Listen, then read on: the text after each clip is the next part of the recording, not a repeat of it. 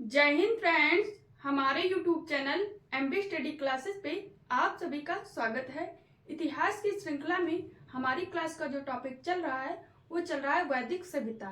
इससे पहले हमारी वैदिक सभ्यता पे 3 क्लासेस हो चुकी हैं और पिछली क्लास का जो टॉपिक था वो हमारा था वैदिक सभ्यता का राजनीतिक जीवन। आज की क्लास का जो टॉपिक है वो है वैदिक सभ्यता का सामाजिक जीवन कैसा था। तो आइए स्टार्ट करते हैं।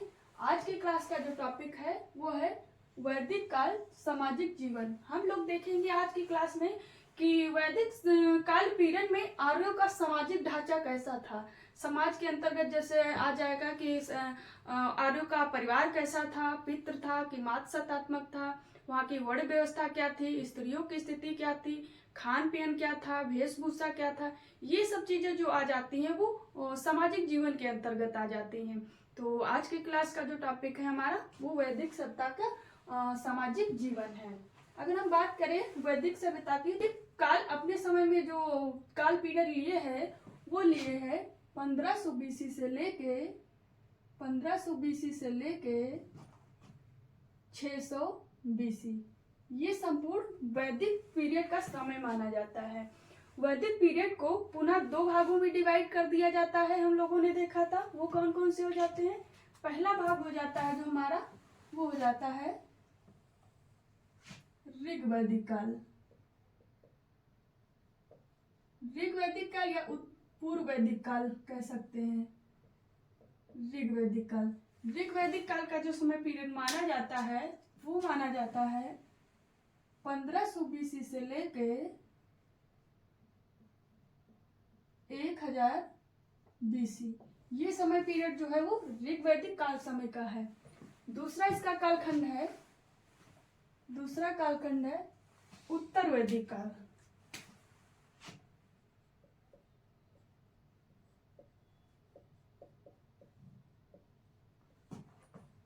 अगर उत्तर वैदिक काल पीरियड की बात करें कि इस कालखंड के अंतर्गत कितना समय आता है तो शेष 1000 बीसी से लेके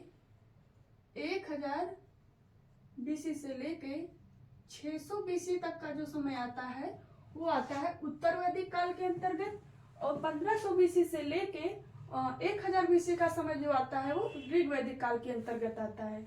और संपूर्ण वैदिक काल का समय पीरियड माना जाता है 1500 बीसी से लेके 6ठी शताब्दी ईसा पूर्व तक माना जाता है।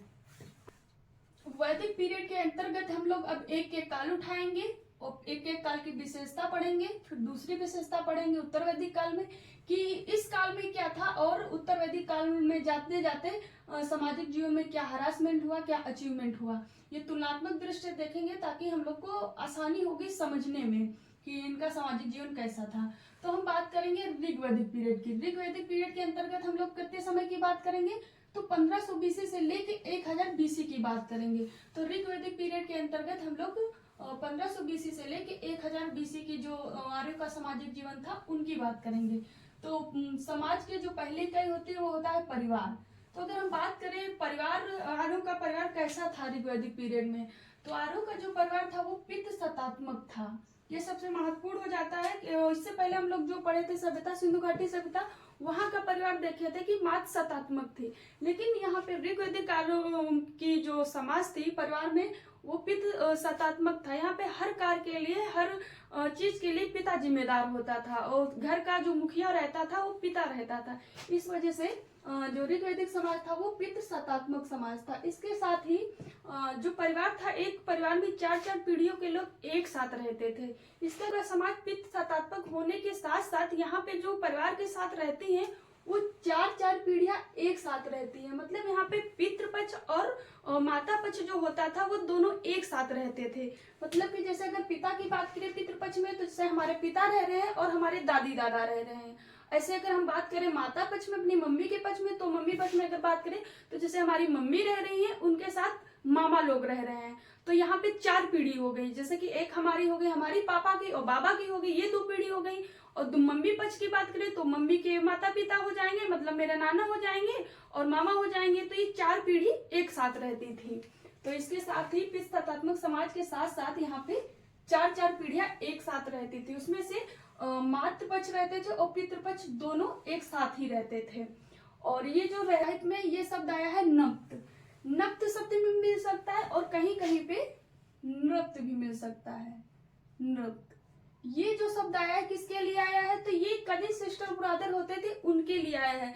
जैसे हमारे मौसेरे भाई हो गए, चचेरे भाई हो गए, ममेरे भाई हो गए, भाई बहन जो भी रहते थे, चचेरे भाई बहन, मौसेरे भाई बहन और ममेरे भाई बहन जो रहते थे उनके लिए ये शब्द आया है नृत्य। और ये चारों जो कजिन सिस्टर ब्रदर रहते थे एक साथ रहते थे, क्योंकि जब चार चार पीढ़ियां रह रही है, माता पक्ष के पिता पक्ष के एक साथ लोग रह रहे हैं, तो जाहिर सी बात है ये कजन सिस्टर ब्रदर एक ही साथ रहते थे।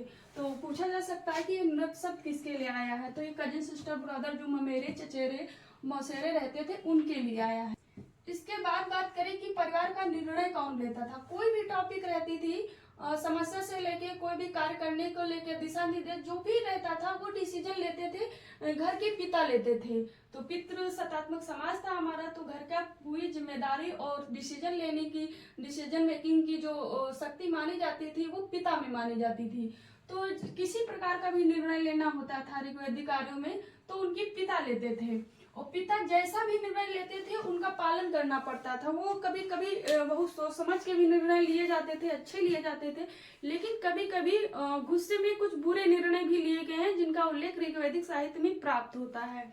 तो किसी प्रकार का भी निर्णय है वो अच्छा हो या बुरा हो वो पिता ही लेता था, और जैसा भी निर्णय होता था उसका पालन भी अच्छे से किया जाता था। कैसे किया जाता था तो हम देखेंगे। एक व्यक्ति है जिनका नाम है अजिगर्त। अजिगर्त ने जो निर्णय लिया था वो ये निर्णय लिया था कि इनके पुत्र थे सुनासेन, इनके पुत्र थे सुनासेन, इन्होंने अपने पुत्र को 100 गायों के बदले बेच दिया था। मतलब यहाँ पे पिता जैसा भी निर्णय लेगा उसका पुत्र और समाज अच्छे से उसका पालन करता था। तो पिता का जैसा भी निर्णय होगा उसका पालन करना पड़ेगा, और अच्छे से पालन भी किया जाता था, ऐसा एविडेंस मिला है। तो ये थे अजिगर्त जो ये निर्णय लिए थे, इनके पुत्र थे सुनासेन, उनको 100 गायों के बदले बेच दिए थे। तो यहाँ पे पिता द्वारा पुत्र को बेचे जाने का भी उल्लेख प्राप्त हो रहा है। इसके बाद एक ऋषि थे जिनका नाम था ऋषि जस। ऋषि जस ने अपने पुत्रों को जुआ में हार गए थे। तो यहाँ पे अगर पिता जुए में हार गया पुत्र को तो वो जिससे हारा उसके पास जाना पड़ता था। इसके बाद एक व्यक्ति है जिनका नाम है विश्वामित्र। विश्वामित्र उल्लेख मिलता है कि ये अपने 50 पुत्रों को घर छोड़ने को कहा था। मतलब गुस्से में भी आके निर्णय लिए जाते थे, गुस्से में आके पिता ने कह दिया कि पुत्रों को घर छोड़ के जाना है तो वो जाना है, कैसा भी निर्णय हो। तो विश्वामित्र ने अपने पुत्रों को कहा था कि 50 पुत्रों को कोई घर छोड़ के जाना है, तो वो घर छोड़ के चले गए थे। तो ये डिसीजन मेकिंग का पता चल गया कि पिता की प्रधानता इतनी थी कि पिता जैसा भी डिसीजन लेगा उसको मानना पड़ेगा। ये साहित्य विवरण हमें ऋग्वेद के साहित्य में प्राप्त हो। ये हो गया ऋग्वेद परिवार कैसा था। अब बात कर लेते हैं कि ऋग्वेद काल में वर्ण व्यवस्था कैसी थी। तो वर्ण व्यवस्था की बात करें तो वर्ण व्यवस्था यहाँ पे इतनी कठिन नहीं थी, बहुत सरल थी। स्टार्टिंग में तो बहुत ही सरल थी। वर्ण व्यवस्था में जो जटिलता आई वो धीरे धीरे आई है। तो यहाँ पे जो वर्ण थे, पहले तो वर्ण का जो आधार माना गया वो रंग के आधार पे माना गया, कि रंग के आधार पे ऐसे माना गया कि जो गोरे लोग रहते थे उनको आर्य कहा जाता था, जो काले श्याम वर्ण के होते थे उन्हें अनार्य कहा जाता था। तो पहला जो विभाजन हुआ था वो रंग के आधार पे हुआ था, गोरे और काले के आधार पे हुआ था। और दूसरा जो वर्ण विभाजन हुआ था वो चयन के आधार पे हुआ था। चयन के आधार पे कि जैसे एक परिवार में कोई भी व्यक्ति है वो जैसा चाहे वैसा चयन कर सकता है अपने वर्ण का। जैसे एक परिवार का कोई सदस्य है वो चाहे तो वैद्य बन सकता है, चाहे तो साहित्यकार बन सकता है, चाहे तो वो शूद्र जैसे काम अपना लेगा तो उस शूद्र की श्रेणी में आ जाएगी। तो दूसरा जो वर्ण व्यवस्था के चयन का सिस्टम आया वो आया चयन के आधार पे। तीसरा जो वर्ण व्यवस्था की जटिलता आई वो कर्म के आधार पे आई, कि जैसे कि आप जैसा कर्म करेंगे, और कर्म प्रधान तीसरी व्यवस्था जो जटिलता आई वो कर्म प्रधान को लेके आई, कि आप जैसा कर्म करेंगे और जैसा कार्य करेंगे वो आप उस वर्ण के कहलाएंगे। तो यहाँ पे 3 आधार पे व्यवस्था हुई है वर्णों की। पहला तो रंग के आधार पे हुआ, दूसरा चयन के आधार पे हुआ है कि आप जो चाहे वो कर सकते हैं, तीसरा कर्म प्रधान वर्ण व्यवस्था होगी कि आपके जैसे कर्म होंगे, आप जो करेंगे आप उसी वर्ण के कहलाएंगे। ये हो गए 3 आधार। अब जान लेते हैं कि कौन कौन से वर्ण थे। तो वर्ण व्यवस्था का जो उल्लेख मिलता है वो मिलता है ऋग्वेद के 10वें मंडल में। कहाँ मिलता है? तो ऋग्वेद के 10वें मंडल में मिलता है। और किसमें मिलता है ऋग्वेद के 10वें मंडल में भी? तो पुरुष सूक्त में मिलता है। ऋग्वेद के 10वें मंडल में और पुरुष सूक्त में। पुरुष सूक्त में कहा गया है कि आरो की जो उत्पत्ति हुई है वो कैसे हुई है। तो इसमें कहा गया है कि आरो की उत्पत्ति एक विराट पुरुष के जो सिर से उत्पत्ति हुई वो ब्राह्मण की हुई है, और भुजाओं से जो उत्पत्ति हुई वो क्षत्रिय की हुई है, और पेट या उदर से जो उत्पत्ति हुई है वो वैश्य की हुई है, और पैरों से जो उत्पत्ति हुई वो शूद्र की हुई है। ऐसा उल्लेख मिलता है ऋग्वेद के 10वें मंडल में मिलती है, जो जटिलता दिखाने लगती है। लेकिन ऋग्वेद का जो 10वां मंडल है वो सबसे लास्ट में जोड़ा गया है, वो नवीनतम मंडल है। तो ये जो आधार मिले हैं वो देख लिए हम लोग। अब देख लेते कौन कौन से वर्ण थे। तो पहला वर्ण था वो था ब्राह्मण, जिसकी विराट पुरुष ने कहा, जिसको कहा गया है ब्राह्मण को कि इसकी उत्पत्ति जो हुई थी वो विराट पुरुष के सिर से हुई थी। दूसरा है क्षत्रिय, क्षत्रिय की जो उत्पत्ति हुई है वो हुई विराट पुरुष के भुजाओं से हुई है। तीसरा है वैश्य, वैश्य की जो उत्पत्ति हुई है वो विराट पुरुष के पेट या उदर से हुई है।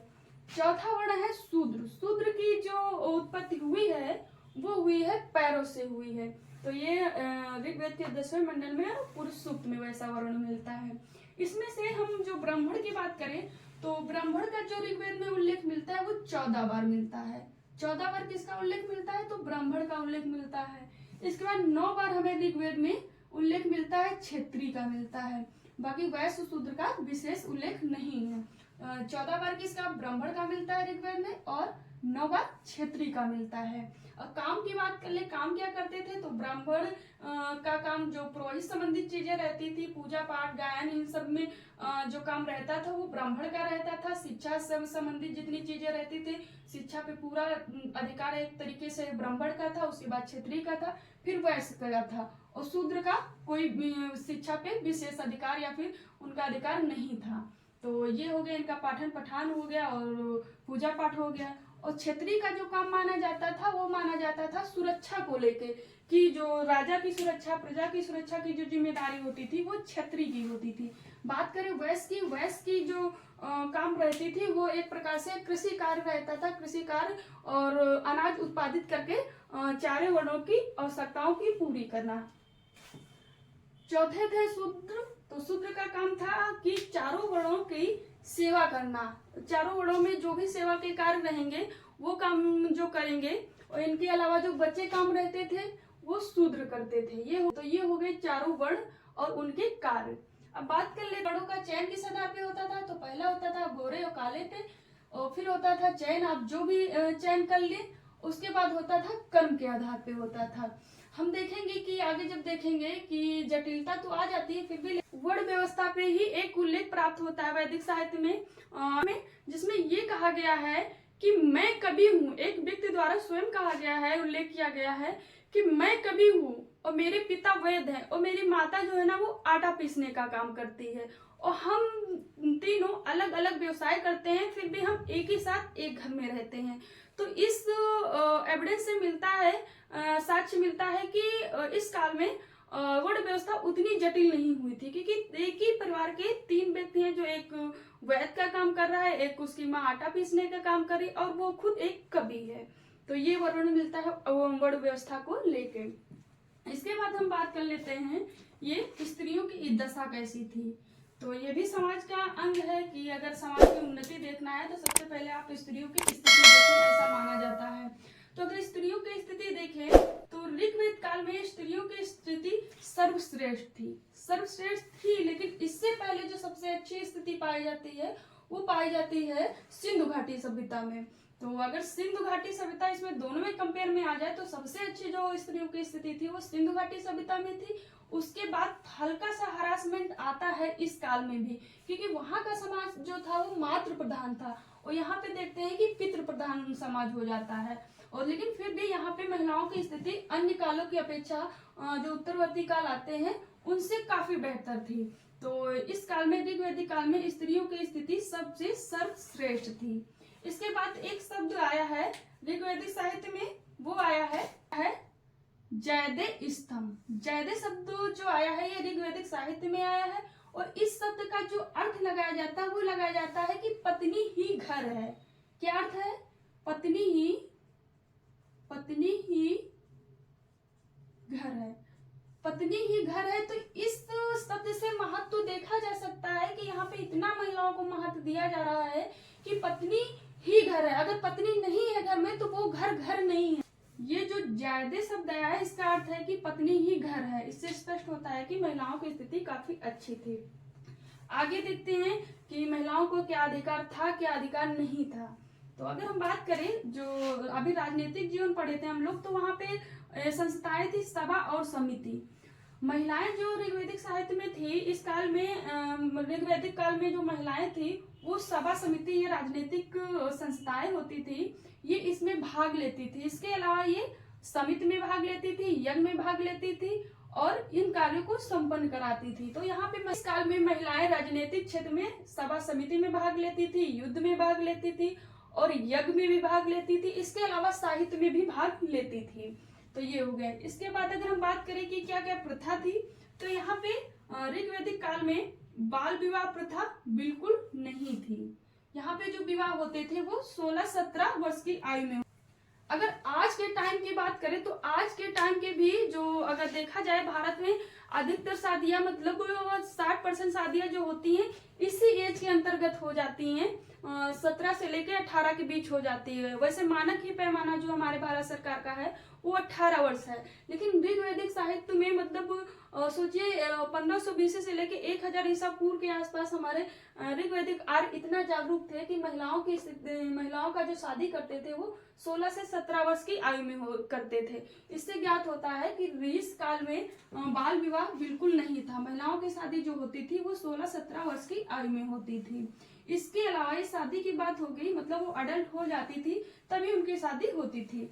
इसके अलावा यहाँ पे विधवा विवाह था, मतलब जो विधवाएं रहती थी वो अपनी स्वेच्छा से विवाह कर सकती थी। इसके अलावा यहाँ पे स्वेच्छाचारी विवाह होता था। अगर लड़कियां चाहें तो अपना विवाह किसी भी वर्ण में कर सकती थी। तो अंतरवर्णीय विवाह भी था, स्वेच्छा से वो अपना घर परिवार चुन सकती थी, किससे हमें विवाह करना है, किससे हमें नहीं करना था। तो ये चीज की भी आजादी थी ऋग्वैदिक आर्यों की महिलाओं की कि वो स्वेच्छाचारी थी, किसी से भी शादी कर सकती थी, अंतर जाति की शादी कर सकती थी, अंतरवर्णीय शादी कर सकती थी। तो इससे ज्ञात होता है कि महिलाओं की स्थिति अच्छी थी। इसके अलावा देखते हैं कि यहाँ पे सती प्रथा और तलाक, सती प्रथा जैसी चीजें नहीं थी और तलाक व्यवस्था भी नहीं थी, पर्दा प्रथा नहीं थी, बहुपत्नी विवाह नहीं था। तो ये जो प्रथाएं हैं सबसे जटिल प्रथाएं हो जाती हैं सबसे की सती प्रथा, तो ये भी नहीं थी हमारी, तलाक प्रथा ये भी नहीं थी और पर्दा प्रथा ये भी नहीं थी, बहुपत्नी विवाह ये भी नहीं था। और इसके अलावा यहाँ पे ये और एक टर्म आता है कि यहाँ पे बहुपत्नी विवाह नहीं था लेकिन बहुपति विवाह था। ये अपवादित माना जाता है, लेकिन ये आंशिक रूप में कम विवरण प्राप्त होता है, एक ही विवरण प्राप्त होता है, लेकिन बहुपति विवाह प्रथा थी। ये आंशिक रूप से है, ये एकाधिक साक्ष्य मिलते हैं। तो ऋग्वैदिक आर्यों की महिलाओं को बहुपत्नी विवाह तो नहीं था लेकिन बहुपतित्व विवाह था कि जो पत्नियां हैं, महिलाएं हैं, वो एक से अधिक पति रख सकती थी। इसका जो एविडेंस मिलता है वो आंशिक रूप से सबसे कम मिलता है। वो एक मिलता है कि ये इसमें एक ऋग्वैदिक साहित्य में वर्णन मिलता है कि सूर्या जो थी, सूर्या अपने 2 अश्विन भाइयों के साथ रहती थी। सूर्या एक लड़की थी जो अपने 2 अश्विन भाइयों के साथ रहती थी। अगर वो रहती थी तो इसका यही अर्थ निकाला जाता है कि एक सूर्या एक ही लड़की है और वो 2 भाइयों के साथ रह रही है, तो इसके एक से अधिक पति हुए ना। तो यही संदर्भ लगाया जाता है कि ऋग्वैदिक आर्यों में बहुपतित्व विवाह प्रथा प्रचलित थी। इसके अलावा जो महिलाएं थी, कहीं कहीं माना जाता है कि तलाक व्यवस्था थी और कहीं कहीं माना जाता है कि नहीं थी। तो ये तलाक व्यवस्था एक प्रकार से नहीं मानी जाती है, लेकिन अगर कोई विशेष वैसी स्थिति होती थी तो महिलाएं तलाक ले सकती थी। किस आधार पे ले सकती थी? तो अगर उसका पति बाहर गया हो, अगर उसके पति के अंदर कोई शारीरिक कमजोरी हो, या फिर उसका पति किसी दूसरे से संबंध रखता है। ये 3 आधार थे जिन पे स्वतंत्र थी महिलाएं, वो अपना तलाक ले सकती थी। तो ये महिलाओं को अधिकार था बस, लेकिन 3 आधार होना चाहिए तभी वो तलाक ले सकती थी महिलाएं। और बाकी पुरुष के पास ऐसा कोई कानून नहीं था उतने समय कि वो तलाक दे सके। तो महिलाओं को ये अधिकार था कि वो तलाक 3 आधार पे ले सकती थी। ये हो गए। इसके बाद देखते हैं और कौन कौन सी प्रथाएं थी। इसके बाद यहाँ पे जो विधवा विवाह था, तो विधवा विवाह से जो पुत्र उत्पन्न होता था उसका नाम कहा जाता था। तो जो ददिस्व जो शब्द दिया गया है, ये विधवा से उत्पन्न पुत्र रहता है। तो विधवा जब शादी करती थी, इससे जो उत्पन्न पुत्र होता था उससे कहा जाता था ददिस्व। तो विधवा से उत्पन्न पुत्र को ददिस्व कहा जाता था। और क्षेत्रज किसे कहा जाता था? तो ये नियोग प्रथा थी। ये भी महिलाओं को अधिकार था कि ऋग्वैदिक कार्यों में नियोग प्रथा प्रचलित थी। नियोग प्रथा क्या होती थी? नियोग प्रथा यह होती थी कि अगर उस महिला का पति नहीं है या फिर शारीरिक रूप से कमजोर है, तो इस आधार पे महिला क्या करती थी, अपने देवर से शारीरिक संबंध बना सकती थी और एक संतान की प्राप्ति कर सकती थी। तो नियोग प्रथा उसे कहते हैं जब वो महिला अपने एक पुत्र प्राप्ति के लिए अपने देवर से संबंध बनाती थी। ये अधिकार महिलाओं को था। तो उससे जो पुत्र उत्पन्न होता था उसे क्षेत्रज कहा जाता था। क्षेत्रज किस पुत्र को कहा जाता था? तो जो नियोग प्रथा से उत्पन्न होता था पुत्र, उसे कहा जाता था। नियोग प्रथा थी क्या? तो नियोग प्रथा जब महिला अपने देवर से संबंध बनाती थी, उससे पुत्र उत्पन्न होता था, उस पुत्र को क्षेत्रज कहा जाता था और ये नियोग प्रथा होती थी। विधवा से उत्पन्न पुत्र को ददिस्व कहा जाता था। ये भी महत्वपूर्ण हो सकता है। ये होगी महिलाओं की स्थिति। अब बात कर लेते हैं कि महिलाओं की एजुकेशन में स्थिति क्या थी। तो एजुकेशन में भी महिलाओं की स्थिति इसमें काफी अच्छी थी आने वाले कालों की कंपेयर में। अगर बात करें कौन कौन सी महिलाएं थी, तो जो शिक्षा में विलुप्त थी, कुछ महिलाएं ऐसी थी जो ऋग्वेद की रचना में काफी सहायता की थी। और यहाँ पे महिलाओं को काफी अधिकार प्राप्त था शिक्षा के क्षेत्र में। और जो महिलाएं अविवाहित रहती थी उनको आमुज कहा जाता था। अविवाहित जो महिलाएं रहती थी वो आमुज कहलाती थी। तो महिलाओं को यहाँ पे ये भी अधिकार था कि वो चाहे तो शादी करे और चाहे तो ना शादी करे, वो आजीवन अविवाहित भी रह सकती थी। जैसा कि आज इतना हमारा समाज डेवलप हो गया, फिर भी ये नहीं स्वीकार करता है समाज कि किसी की भी लड़की वो अविवाहित रह सके। लेकिन ऋग्वैदिक कार्यों में महिलाओं की स्थिति को इतनी आजादी थी कि वो अविवाहित रह सकती थी। और जो अविवाहित रहती थी उनको पिता के संपत्ति में हिस्सा भी मिलता था। हालांकि ये चीजें आज भी हैं कि चाहे तो लड़की ले सकती है, लेकिन वो मात्र एक फॉर्मेलिटी के तौर पे पेपर में है। व्यवहारिक में ऐसा हमारा समाज नहीं करता है। तो अविवाहित आजीवन जो अविवाहित रहती थी उन्हें आमुज कहा जाता था। उनको पिता की संपत्ति में हिस्सा लेने का अधिकार था। योगी। अब शिक्षा की महिलाएं रहती थी, वो शिक्षा की ज्ञानी जो रहती थी उन्हें विदुषी कहा जाता था। विदुषी कहा जाता था। अन्य साहित्य में भी नाम मिलता है, ब्रह्मवादिनी मिलता है, ऋषिका मिलता है। तो जो एजुकेशन में संलिप्त थी, एजुकेशन से शिक्षित थी, उन्हें विदुषी कहा जाता था, ब्रह्मवादिनी कहा जाता था, ऋषिका। अब जान लेते हैं वो कौन कौन सी महिलाएं थी जिनका साहित्य में वर्णन प्राप्त होता है, पूछा भी जाता है। तो महिलाएं हैं अपाला है, घोषा है, लोकमुद्रा है, सिक्ता है, निवारी है। निवारी जो थी ये तो ऋग्वेद की रचना में भी सहायता की थी। तो निवारी जो थी ये ऋग्वेद की रचना में सहायक थी, ये भी पूछा जा सकता है। तो निवारी जो इम्पोर्टेंट हो जाती हैं। तो ऋग्वेद की जो महिलाएं थी शिक्षित थी, उनको विदुषी कहा जाता था। उनको विदुषी कहा जाता था, ब्रह्मवादिनी कहा जाता था, ऋषिका कहा जाता था। और जो महिलाएं थी कौन थी? अपाला थी, दूसरी घोषा थी, तीसरी लोकमुद्रा थी, चौथी सिक्ता थी और पांचवी निवारी थी। ये लोग ऋग्वेद की साहित्य में ये विशेषकर संलिप्त थी, सहायता की थी ऋग्वेद के साहित्य में। तो ये होगी मतलब महिलाओं को शिक्षा में अधिकार था, उनका उपनयन संस्कार होता था और वो किसी प्रकार का साहित्य कृत कर सकती थी, जो वेदों का है पाठ पठन कर सकती थी। तो ये हो गई कि एजुकेशन के मामले में भी ऋग्वैदिक काल में महिलाओं की स्थिति काफी अच्छी थी। अब बात करें हम कि खान पान, समाज का खान पान भी बहुत महत्वपूर्ण रखता है कि ऋग्वेद में आर्यों का समाज में खान पान कैसा था, वो खाने में क्या क्या यूज करते थे। तो खान पान की बात करें तो यहाँ पे खाना दो प्रकार का रहता था। पहला रहता था कि शाकाहारी रहता था, दूसरा रहता है मांसाहारी या सर्वाहारी कह सकते हैं। तो अगर देखें कि शाकाहारी में क्या खाते थे इस काल के आर्य, तो शाकाहारी में खाते थे क्षीर पकौंदन। ये पूछा जाता है कि क्षीर पकौदन क्या था। तो क्षीर पकौदन जो है ये दूध दूध दूध प्लस जौ या फिर यो कह सकते हैं। क्षीर पकौदन जो बनाया जाता था वो दूध प्लस जौ या यो से मिला के बनाया जाता, जिसे हम आज लोग कहते हैं खीर। तो क्षीर पकौदन खाया जाता था। इसके अलावा कर्मा खाया जाता था। कर्मा क्या होता था, तो कर्मा जो होता था ये दही होता था प्लस उसमें जो सत्तू होता था जौ का उसको मिलाया जाता था। तो कर्मा दही प्लस जौ का सत्तू रहता था। इसके अलावा इनके खान पीन में सोम रस शामिल रहता था, सोम रस और सूरा। सोम रस सूरा का हम लोग देखे हैं कि इनकी पर्वत श्रेणियों का उल्लेख मिला है। इसके बाद सोम रस का देखें हिमवंत मुंजुन पहाड़ियों से सोम रस की प्राप्त होती थी। हम लोग जब विस्तार देखे थे तो वहां पे देखे थे। इसके बाद सोम रस की महिमा का एक लोग वर्ण करते हैं, एक व्यक्ति है कर्ण, वो सोम रस की महिमा का ऐसा वर्णन करते हैं कि कहते हैं कि जब मैं सोम रस का सेवन कर लेता हूँ तो मुझे अमृत की प्राप्ति हो जाती है।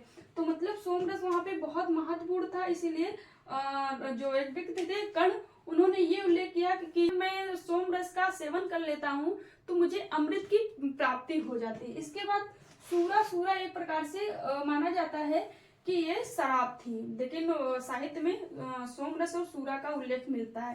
लेकिन वर्तमान संदर्भ में जो सूरा का अर्थ लगाया जाता है वो शराब के संदर्भ में लगाया जाता है। सोम रस ये पहाड़ियों से जो पर्व वो होते हैं, पहाड़ियों पे जो पेड़ पाए जाते हैं वहां से निकलने वाला एक विशेष पदार्थ रस था।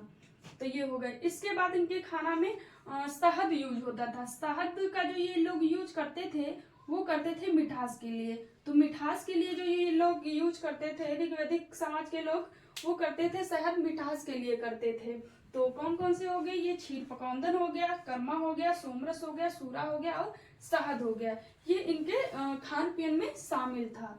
और बात करें कि यहाँ पे और शाकाहारी में, तो यहाँ पे देखते हैं कि आर्यों को किसी प्रकार के रोटी, चावल और नमक मछली का ज्ञान नहीं था। आगे की काल में देखेंगे कि हो जाएगा। और बाघ का भी ज्ञान नहीं था। अगर बात करें हम मांसाहारी में कि क्या खाते थे ऋग्वैदिक आर्य, तो ये बैल का मांस खाते थे, भेड़ का खाते थे, बकरी का खाते थे, घोड़ा का खाते थे। तो जब अश्वमेध यज्ञ होता था उसमें घोड़ा छोड़ा जाता था, उसके बाद जब घोड़ा पकड़ के लाया जाता था साम्राज्य विस्तार के बाद, तो कई घोड़े एक साथ काटे जाते थे, उनका मांस वितरित किया जाता था। तो घोड़े का मांस खाया जाता था। इसके बाद गाय का मांस खाया जाता था और मोर का खाया जाता था। लेकिन यहाँ पे गाय का जो वर्ण आया है वो एक अघन्या के रूप में आया है कि गाय को अघन्या कहा गया, क्योंकि गाय जो है ना ऋग्वैदिक साहित्य का, पूरे वैदिक साहित्य का सबसे प्रिय पशु माना जाता है। तो यहाँ पे खान पीन में गाय का भी उल्लेख मिलता है। और यहाँ पे दूसरी तरफ कहा गया है कि गाय अघन्या है, गाय हत्या के योग्य नहीं है। लेकिन वैदिक साहित्य में ही कहा गया है कि जो विशेष अतिथि होंगे, जैसे कि कोई प्रमुख और मुख्य अतिथि जो होंगे, उनके स्वागत में मोर और गाय बछड़े काटे जाएंगे, ऐसा विवरण मिलता है। लेकिन ये बहुत अपवादित और सबसे कम है, कोई विशेष रहेगा। तो मुख्य जो पशु हो जाएंगे मांस खाने में वो बैल हो जाएंगे, भेड़ हो जाएंगे, बकरी हो जाएंगे, घोड़ा हो जाएंगे।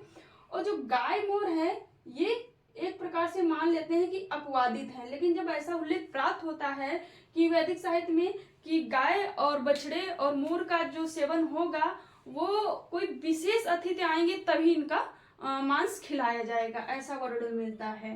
तो ये हो गया इसके खान पान की बात। अब हम बात कर लेते हैं पहनावा की कि इस काल के लोगों का पहनावा क्या था, वो लोग पहनावा में क्या क्या शामिल करते थे।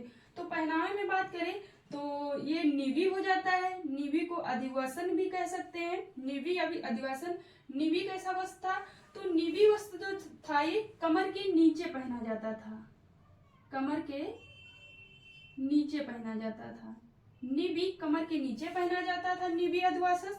और ये जो वसन था, वसन या फिर कहीं पे वसस मिल सकता है, जो वसस था ये जो पहना जाता था ये कमर के ऊपर पहना जाता था, कमर के ऊपर पहना जाता था। इसके बाद अधोवास की बात करें कि अधोवास कैसा वस्त्र था, तो अधोवास ऐसा वस्त्र था जो पूरे शरीर को ढकने का काम करता था। जैसे गौछा ले ले, शॉल ले ले, दुपट्टा ले ले, ये सब चीजें जो रहती थी उन्हें अधोवस्त्र कहा जाता था। ये मतलब पूरे शरीर को ढकने के काम आता था, इसलिए इसे अधोवस्त्र कहा जाता था।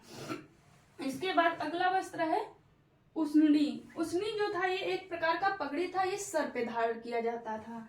ये क्या था, ये पगड़ी था। तो ये पहनावा हो गया, पहला हो गया निबी। निबी और अधिवासन, निबी अधिवासन जो पहना जाता था वो कमर के नीचे भाग में पहना जाता था। और वासस और वासन जो पहना जाता था ये कमर के ऊपर वाले पार्ट में पहना जाता था। और अधोवास जो पहना जाता था ये ओढ़नी का काम करता था। गौछा, साल इत्यादि जो दुपट्टे चीजें होती हैं वो अधोवास कही जाती थी। इसके बाद जो पगड़ी रहती थी उसे उसनी के नाम से इसका उल्लेख प्राप्त हुआ है। तो ये हो गया आर्यों का इस काल का पहनावा कैसे था। अब देख लेते हैं कि पहनावे में ये लोग आभूषण कौन कौन सा धारण करते थे। तो ऋग्वेदिक काव्य में जो आभूषण है वो स्त्री पुरुष दोनों धारण करते थे। मतलब ये नहीं था कि स्त्री धारण करेगी पुरुष धारण नहीं करेंगे। तो यहाँ पे आभूषण जो थे वो स्त्री पुरुष दोनों धारण करते थे। और जो आभूषण थे वो कहाँ कहाँ के थे, यहाँ पे ये देखने के आएगा कि यहाँ पे चांदी के आभूषण नहीं मिलते हैं, लोहे के नहीं मिलते हैं ऋग्वेदिक काल में। तो जो पहनावा में थी वो रुक्मा था। रुक्मा जो था एक प्रकार से ये भी गले का हार था, गले का हार था। और निक्ष जो था ये भी एक प्रकार से गले में धारण करने वाले सोने का ही हार कहा जाता है। इसके बाद कर्णफूल, कर्णफूल, बाजूबंद। और ये जो आभूषण रहते थे किस किस धातु के रहते थे, तो ये सोने के रहते थे और तांबे के रहते थे। और इसके बाद जो रहते थे वो कांसे के रहते थे। लेकिन यहाँ पे आगे को चांदी का और लोहे का ज्ञान नहीं था। लोहे का ज्ञान जो होगा वो उत्तर वैदिक पीरियड में होगा। लोहे का जो ज्ञान हुआ है वो उत्तर वैदिक पीरियड में हुआ है आर्यों का ज्ञान। तो ये हो गए इनके आभूषण और धातु। अब बात कर लेते हैं कि इस काल के लोगों का मनोरंजन का साधन क्या था, कि ऋग्वैदिक आर्य जो थे वो मनोरंजन के लिए क्या क्या यूज करते थे। तो मनोरंजन के लिए ये लोग रथ दौड़ करते थे, शिकार करते थे, जुआ खेलते थे, नृत्य करते थे, गायन करते थे और त्योहार मनाते थे हर्ष उल्लास से, और नाटक या नौटंकी करते थे। तो मनोरंजन के साधन में देखा जाए कि रथ दौड़ हमने देखा था कि जब वो राजनीतिक स्थिति पढ़ रहे थे तो इनके लिए, और शिकार के लिए गोविंद कीर्तन, और जुआ के लिए अक्षय वाव, और नृत्य के लिए मतलब अलग अलग अधिकारी नियुक्त थे। तो रथ दौड़ इनका मनोरंजन का साधन था, शिकार था, जुआ था, नृत्य करना था। गायन में तो हम लोग देखे हैं कि सामूहिक पूरा गायन पे ही आधारित है। तो गायन करते थे, त्योहार करते थे और नाटक करते थे। ये जो थे नाटक या नौटंकी कुछ भी कह सकते हैं, ये तो जो थे ये ऋग्वैदिक आर्यों के मनोरंजन के साधन थे। अब ये हो गई बात हमारी ऋग्वैदिक आर्यों की। अब हम लोग तुलनात्मक रूप से देख ले कि उत्तर वैदिक का समाज का जीवन कैसा था। तो हम लोग पहले देखेंगे यहाँ पे परिवार देखेंगे, फिर वर्ण व्यवस्था देखेंगे, फिर स्त्रियों की स्थिति देखेंगे, फिर हम लोग वही देखेंगे कि खान पीन और पहनावा क्या था। अगर हम बात करें उत्तर वैदिक पीरियड की, ये करेंगे उत्तर वैदिक पीरियड के, इस पीरियड की बात करेंगे तो इस पीरियड के अंतर्गत हम लोग देखे हैं 1000 से बीसी से लेके 600 बीसी का समय आता है। अब सबसे पहले इकाई है हमारी परिवार। अगर हम परिवार की बात करें कि उत्तर वैदिक काल का परिवार कैसा था, तो यहाँ भी परिवार जो था वो पितृ सत्तात्मक ही था। लेकिन यहाँ पे संयुक्त परिवार की कॉन्सेप्ट आ गया, क्योंकि यहाँ पे हम लोग देखे थे कि यहाँ पे 4 पीढ़ियां रहती थी कि पितृपक्ष और माता पक्ष दोनों साथ में रहते थे। लेकिन उत्तर वैदिक काल पीरियड में केवल 2 पीढ़ियां एक साथ रह रही हैं, पितृपक्ष ही रह रहा है एक साथ। 2 पीढ़ियों का क्या मतलब है, जैसे कि एक हमारे मम्मी पापा और दूसरी पीढ़ी हमारी हो जाएगी हमारी दादी बाबा। तो ये जो कॉन्सेप्ट आया संयुक्त परिवार का, ये आया है उत्तर वैदिक काल में। ऐसा पता कैसा चला, तो अतरंजी खेड़ा जो साइड है वहां से संयुक्त चूल्हे मिले हैं। कौन सी? अतरंजी खेड़ा साइड है, अतरंजी खेड़ा साइट है जहां से संयुक्त चूल्हे के साक्ष्य मिले। उसी आधार पे कहा गया है कि उत्तर वैदिक समाज में संयुक्त परिवार की प्रथा थी। और इसके बाद जो समाज था वो यहाँ पे भी पितृ प्रधान था। वो कितनी पीढ़ी साथ में रहती थी? तो 1 से 2 पीढ़ी रहती थी। वहां पे 2 से लेके 4 रहती थी, मतलब माता पक्ष पिता पक्ष दोनों साथ रहते थे। यहाँ पे केवल पिता पक्ष ही एक साथ रहता था। इसके बाद यहाँ पे जो महत्व दिया जाने लगा वो ज्येष्ठ पुत्र, जो पिता का सबसे बड़ा अलग पुत्र रहता था, उसका महत्व बढ़ गया। तो उत्तर वैदिक काल में सर्वश्रेष्ठ पुत्र जो माना जाता था वो पिता का पहला पुत्र माना जाता था, ज्येष्ठ पुत्र माना जाता था। तो यहाँ पे ज्येष्ठ पुत्र का जो महत्व है उत्तर वैदिक काल में बढ़ गया था। इसके बाद यहाँ भी पिता के हर आदेशों का पालन किया जाता था। पिता कैसा भी आदेश करेगा उसका पालन बच्चों को, उनके परिवार के सदस्यों को करना ही पड़ेगा। इसके बाद हम देख ले, ये हो गई परिवार की बात। हम बात कर लेते हैं कि वर्ण व्यवस्था कैसी थी। तो वर्ण व्यवस्था यहाँ पे जटिल हो गई। लास्ट में यहाँ पे देखे थे हम लोग कि यहाँ पे वर्ण व्यवस्था पहले रंग के आधार पे थी, फिर चयन के आधार पे, फिर कर्म प्रधान हो गई थी। और लेकिन यहाँ पे देखते हैं कि यहाँ पे वर्ण व्यवस्था में जटिलता आ जाती है। यहाँ पे स्पष्ट हो जाता है कि अगर आपके वर्ण का निर्धारण करना है तो आप ना चयन कर सकते हैं, ना आपके कर्तव्यों पे निर्धारित है, और ना आपके क्या काम कर रहे हैं उसके पर आधारित है। आपकी जो वर्ण आधारित होगा, निश्चय होगा, वो आपके जन्म के आधार पे होगा। आप किस कुल में जन्म लेते हैं, आप अगर कितने भी आप योग्य हैं, आप शूद्र कुल में पैदा हुए हैं तो आप शूद्र ही कहलाएंगे, भले ही आप ब्राह्मण के कितनी नॉलेज रखते हैं, योग्यता रखते हैं। तो यहाँ की जो वर्ण व्यवस्था है वो काफी जटिल वर्ण व्यवस्था हो गई। तो यहाँ जो वर्ण व्यवस्था है वो जन्म आधारित व्यवस्था हो गई। वहां पे हम लोग देखे थे कि 3 स्टेप में धीरे धीरे हुई थी। वहां पे वर्ण व्यवस्था एक प्रकार से स्वतंत्र थी, लेकिन यहाँ पे एक बाधित हो गई। उसके बाद देखिए यहाँ पे इतनी जटिलता आ गई कि चारों वर्णों के जो अंत्येष्ट होता था, अंत्येष्ट के बाद जो उनकी कब्र बनाई जाती थी, उनकी टीले बनाई जाती, उनको भी अलग अलग कर दिए। मतलब इतनी जटिलता आ जा रही है कि अगर कोई चारों वर्णों में जिस व्यक्ति का भी अंत्येष्ट होता था उस व्यक्ति के लिए एक विशेष प्रकार का अंत्येष्ट जो कब्र होती है वो निर्धारित कर दी जाती थी कि वो इस आकार में बनेगी। और यहाँ पे हर वर्ण का घर का आकार भी निर्धारित कर दिया गया कि शूद्र का ऐसे घर बनेगा और क्षत्रिय का ऐसे बनेगा और ऐसे बनेगा। ऐसे ही इन लोग की जो अंत्येष्ट समाधियां रहती थी उनको भी निर्धारित कर दिया गया था, उनको साइन दे दिया गया था कि अगर शूद्र की समाधि है तो इस सिस्टम में बनेगी, ब्राह्मण की है तो ऐसी बनेगी। ये सब जटिलताएं आ गई हमारे उत्तर वैदिक काल पीरियड में। तो यहाँ पे जो वर्ण व्यवस्था है वो काफी जटिल हो गई थी। बात करें कौन कौन से वर्ण थे, उनमें क्या क्या जटिलता आई, क्या क्या। अगर हम यहाँ बात करें वर्ण की तो हम लोग उत्पत्ति और चयन वाली चीजें देख लिए थे। अब देख लेते हैं जो 4 वर्ण है उनका क्या महत्व है, कैसे कैसे परिवर्तन हुआ। तो जो पहला है वो ब्राह्मण वर्ण है, दूसरा क्षत्रिय है, तीसरा वैश्य है, चौथा शूद्र है। हम लोगों ने देख लिया कि यहाँ पे वर्ण व्यवस्था काफी जटिल हो गई। और जटिल किस प्रकार हो गई कि यहाँ पे वर्णों के घर और समाधियां दोनों अलग होगी, और यहाँ पे बुलाने का तरीका हर चीज अलग हो जाएगा। अगर हम बात करें ब्राह्मण को बुलाने के तरीका जो रहते थे, यहाँ पे तीनों वर्णों के, चारों वर्णों को बुलाने के तरीके भी निर्धारित कर दिए गए। इतनी जटिलता आ गई। अगर ब्राह्मण होता था, अगर ब्राह्मण को बुलाना है तो आप उससे कहेंगे आइए। अगर आप क्षत्रिय को बुला रहे हैं तो उससे कहेंगे आओ। अगर आप वैश्य को बुला रहे हैं तो उससे कहेंगे आप जल्दी आओ। अगर आप शूद्र को बुला रहे हैं तो उससे कहेंगे दौड़ कर आओ। मतलब इतनी जटिलता आ गई है कि चारों वर्णों के लिए बुलाने के तरीके भी चेंज हो गए हैं।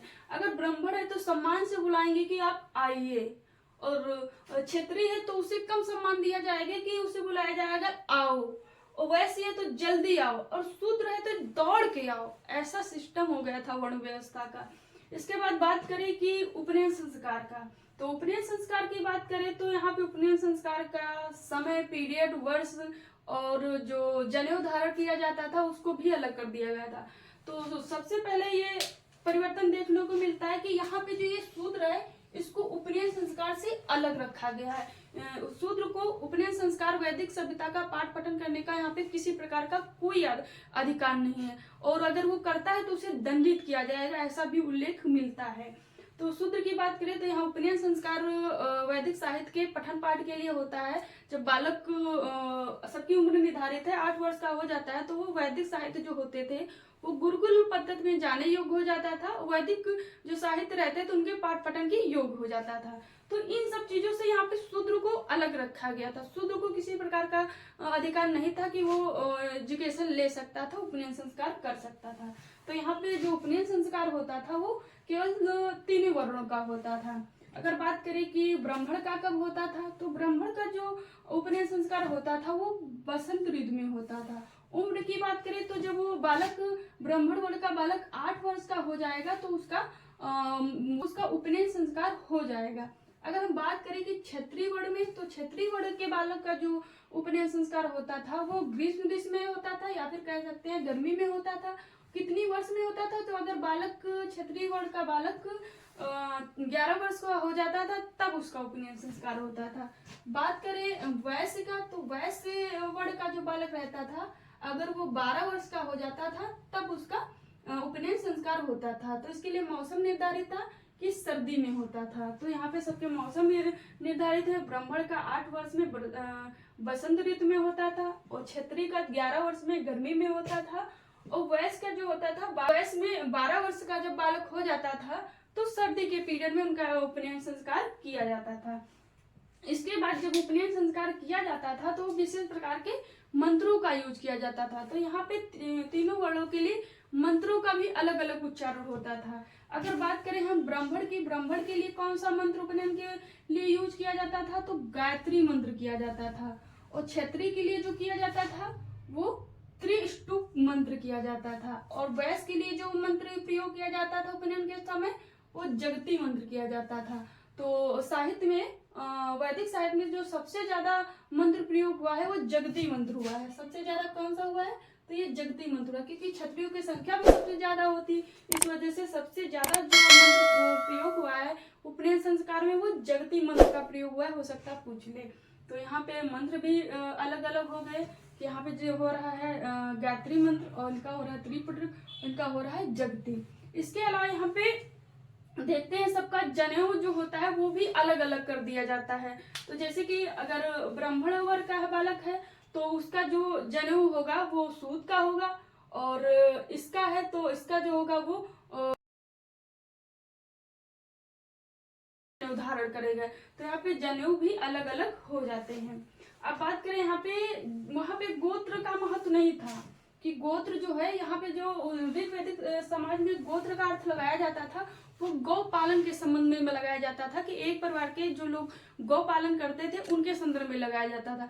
लेकिन यहाँ पे गोत्र जो शब्द है ये कठिन हो गया। यहाँ गोत्र शब्द का जो अर्थ लगाया जाने लगा वो परिवार से लगाया जाने लगा। जो ब्लड रिलेशन के लोग रहते हैं अपनी पीढ़ी के और अन्य पीढ़ी के जो ऊपर नीचे की पीढ़ी रहती है उनके संदर्भ में लगाया जाने लगा कि तो उत्तर वैदिक काल में गोत्र का महत्व बढ़ गया। जो विवाह हो रहे हैं वो एक ही गोत्र में होते हैं। अगर उनसे यहाँ पे तो सबसे पहले था कि यहाँ पे अंतरवर्णी विवाह ही होते थे, लेकिन यहाँ पे गोत्र का महत्व ऐसा बढ़ गया कि अपने गोत्र में ही विवाह करना है, अपने गोत्र में ही रहना है। तो यहाँ पे गोत्र का जो अर्थ लगाया जाने लगा वो अपने ही ब्लड रिलेशन में लगाया जाने लगा।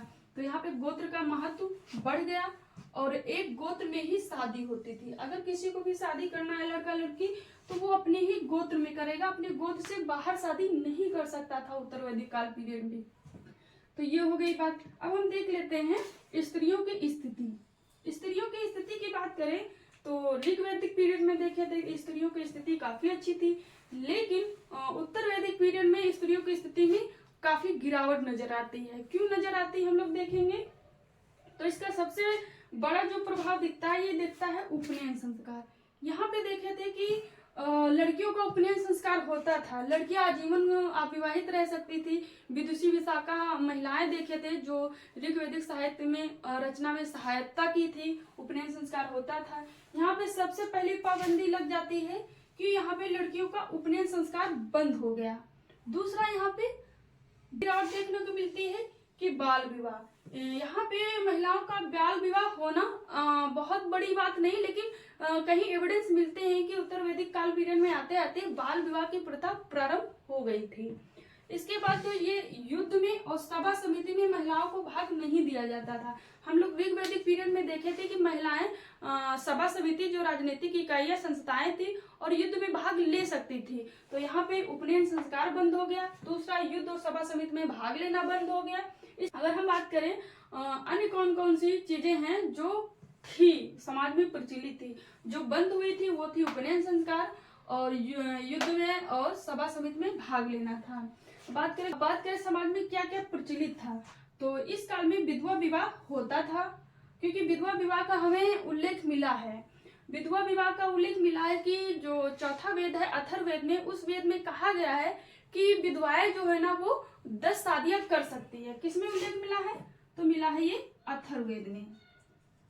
अथर्ववेद में ऐसा उल्लेख मिला है कि जो विधवाएं होती थी, जिनके पति नहीं रहते थे, गुजर जाते थे, तो वो अपनी 10-10 शादियां कर सकती थी। तो यहाँ पे विधवा प्रचलन जो विवाह था वो मतलब था समाज में।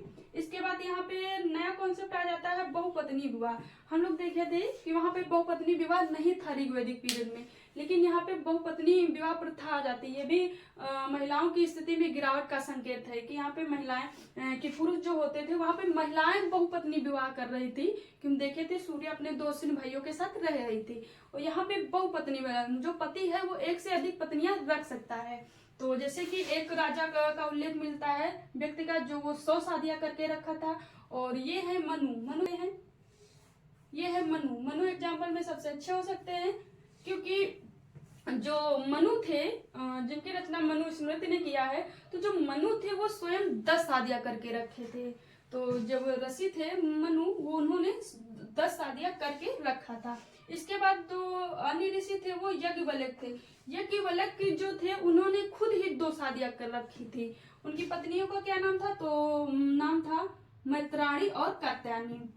तो बहुपत्नी विवाह के साक्ष्य मिले हैं। एक व्यक्ति था जो 100 शादियां करके रखा था। उसके बाद मनु की खुद 10 शादियां हुई थी, 10 पत्नियां थी। इसके बाद यज्ञवल्क्य की खुद 2 पत्नियां थी, उन्होंने खुद 2 शादियां की थी। उनकी पत्नी का क्या नाम था, तो मैत्राणी था और कात्यायनी था, ये नाम था। इसके बाद महिलाओं की गृह स्थिति में देखते हैं, तो ये जो है हमारा ऐतरेय ब्राह्मण में ऐसा उल्लेख मिलता है कि यहाँ पे कहा गया है जो स्त्रियां हैं वो समस्त दुखों का कारण है। स्त्रियों को हर दुख का कारण बताया गया, और जो पुरुष है वो हर दुख का रक्षक कहा गया है। मतलब महिलाओं की स्थिति यहाँ पे इतनी गिरी नजर आ रही है कि अगर महिलाओं का जन्म होता है, कन्याओं का जन्म होता है, वो दुख का कारण मानी जाती है। अगर पुत्र की प्राप्ति होती थी तो उसको सुख का कारण माना जाता है। तो यहाँ स्पष्ट उल्लेख मिलता है ऐतरेय ब्राह्मण में कि कहा गया है कि स्त्रियां समस्त दुखों का कारण है। स्त्रियां जो है ना, कन्याएं, महिलाएं जो है ना, वो हर दुख का कारण है, और जो पुरुष है वो हर दुख का रक्षक है। तो यहाँ पे पुरुष का वर्चस्व काफी बढ़ा चढ़ा के दिखाया गया है। इसके बाद बात करें कि जो मैत्राणी संहिता है, मैत्राणी संहिता में उल्लेख मिलता है कि जो स्त्रियां हैं उनको इतनी गिरी अवस्था में दिखाया गया है कि अभी देख के ही गुस्सा आता है। मैत्राणी संहिता में कहा गया है स्त्रियां जो है वो शराब और जुआ विष जैसी हैं। इतनी गिरी अवस्था यहाँ पे लिख रहे हैं मैत्राणी संहिता में, जो स्त्री है वो शराब और जुए और विष की श्रेणी में आती है। महिलाएं इतनी खराब हैं कि वो एक शराब जैसी हैं, जुए जैसी हैं और एक जहर विष जैसी हैं। तो ये जो वर्ण प्राप्त होता है वो हमें मैत्राणी संहिता में प्राप्त होता है, और महिलाएं शराब, जुआ और विष जैसी बुराई होती हैं, ऐसा कहा गया है मैत्राणी संहिता में। ये हमारे वैदिक साहित्य हैं। इतना महत्व था महिलाओं का। और इसके बाद की स्थिति में एक और देख लेते हैं। एक हमारा ब्राह्मण है जिसका नाम है तैतरेय ब्राह्मण।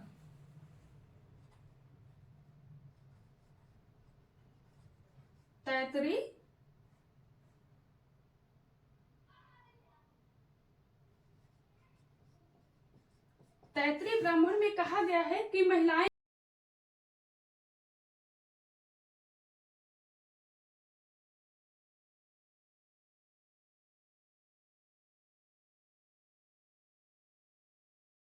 ने देखा था कि महिलाओं को कहा गया था महिलाएं जो है ना वो अर्धांगिनी है, जो पुरुष है ना वो आधा है महिला के बिना। और जो धार्मिक कार्य यज्ञ होते थे वो बिना महिला की उपस्थिति के वो धार्मिक कार्य अधूरे ही माने जाते थे। अगर यज्ञ आपको करना है तो आप पति पत्नी दोनों हो तभी वो पूर्ण माना जाएगा। वहीं पे अगला साहित्य है हमारा शतपथ ब्राह्मण। शतपथ ब्राह्मण की बात करें तो शतपथ ब्राह्मण में महिलाओं को अर्धांगिनी कहा गया है। मतलब कितना विवादित लग रहा है कि यही मैत्री संहिता है, क्या कह रही महिलाएं जुआ और शराब विष जैसी हैं। और ऐतरेय ब्राह्मण में कहा जा रहा है कि महिलाएं समस्त दुखों का कारण है। और तैतरीय ब्राह्मण में कहा जा रहा है कि महिलाएं यज्ञ में भाग नहीं ले सकती हैं। वहीं पे ये उत्तर वैदिक काल का साहित्य है शतपथ ब्राह्मण में, जिसमें कहा गया है महिलाएं जो है ना वो अर्धांगिनी हैं। महिलाएं के बिना पुरुष अधूरा है। कोई भी धार्मिक कृत्य करता है, काम करता है, तो वो काम पूरा नहीं माना जाएगा और जब तक महिलाओं की उसमें उपस्थिति नहीं होती है। और इसके बाद हम लोग देखें ये जायदा स्तंभ महिलाओं के लिए आया है। यहाँ पे इतना ऋग्वैदिक साहित्य में महत्व दिया गया कि महिलाएं ही घर हैं। वही हमारे उत्तर वैदिक साहित्य ऐसा कह रहे हैं। उत्तर वैदिक साहित्य का शतपथ ब्राह्मण महिलाओं को अर्धांगिनी कहा है। इसके बाद अगला साहित्य देखते हैं, ये है हमारा छंदोग्य उपनिषद। छंदोग्य उपनिषद में क्या विवरण मिलता है कि यहाँ पे गार्गी और यज्ञवल्क्य संवाद मिलता है। गार्गी यज्ञवल्क्य संवाद में क्या है कि यहाँ पे गार्गी और यज्ञवल्क्य के बीच संवाद हो रहा है, बहस हो रही है, जिसमें यज्ञवल्क्य जो है वो हारते हुए नजर आ रहे हैं। और जब वो यज्ञवल्क्य हारते हुए नजर आ रहे हैं तो वो क्रोधित होके गार्गी से कहते हैं कि तुम अपना मुंह बंद करो नहीं तो तुम्हारा सर फोड़ देंगे। ये संवाद है गार्गी और यज्ञवल्क्य का संवाद। तो यहाँ पे एक प्रकार से गार्गी जीतते हुए नजर आ रही है। इस बात से यज्ञवल्क्य क्रोधित होके बोल रहे हैं कि तुम अपना मुंह बंद कर लो नहीं तो आपका हम सिर फोड़ देंगे। ये संवाद है गार्गी और यज्ञवल्क्य संवाद का। तो जैसे कि ये गार्गी यहाँ पे देखे थे कि ये विदुषी महिलाओं में आती है। गार्गी एक शिक्षित और विदुषी महिलाएं थे, उससे पुरुष वर्चस्व इतना बढ़ गया है कि यज्ञवल्क्य स्वयं कह रहे हैं कि तुम चुप हो जाए नहीं तो तुम्हारा सर फोड़ देंगे। तो ऐसी स्थिति भी नजर आ रही है। इसके बाद बात कर लेते हैं शिक्षा के अधिकार में। तो हम लोग ये देखे थे कि यहाँ पे उपनयन संस्कार बंद हो गया था। इसके बावजूद भी कुछ विदुषी महिलाएं थी समाज में, उनका विवरण मिलता है। तो वो कौन कौन सी थी?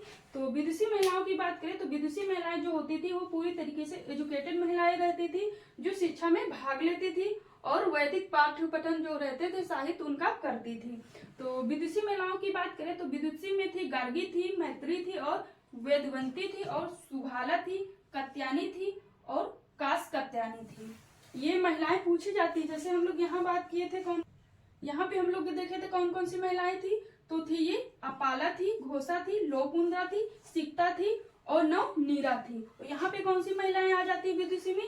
तो यहाँ पे गार्गी आ जाती है, मैत्री आ जाती है, वैदयंती आ जाती है, सुभाला आ जाती है, कत्यानी आ जाती है और कास कत्यानी आ जाती हैं। तो ये महिलाएं छाटने के लिए दोनों कालों की पूछ लेते हैं। तो ये महिलाएं महत्वपूर्ण हो जाती हैं। गार्गी, मैत्राणी और वेदांती, सुभाला, कत्यानी और कास कत्यानी, ये हो गई महिलाएं की जो विदुषी और शिक्षित महिलाएं थी। इसके बाद बात करें कि खान पान कैसा था ऋग्वैदिक समाज का।